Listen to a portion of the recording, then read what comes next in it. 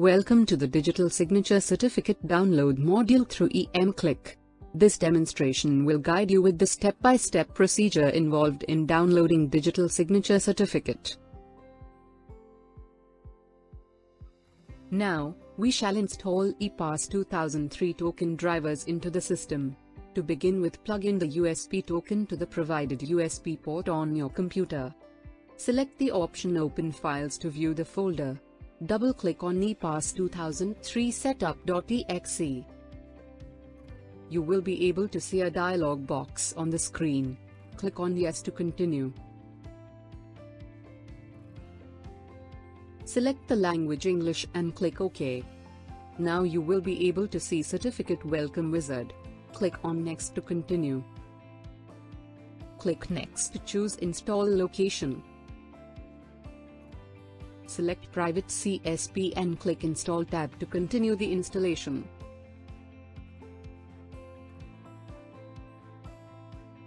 On successful installation, click on Finish. Now, we shall learn to set a new password to USB token, which is required to download the Digital Signature Certificate. Enter the keyword ePass 2003 Token Manager on Windows search bar. Click on the ePass 2003 Token Manager icon to open the window. Log in using the default PIN 12345678. Click on Change User PIN. Under Old PIN, enter 12345678. Create new PIN of your choice and confirm. Now click on OK to change PIN.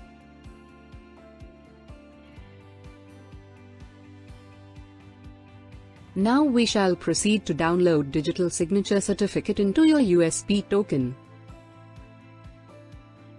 Log in to our website www.e-emudhra.com.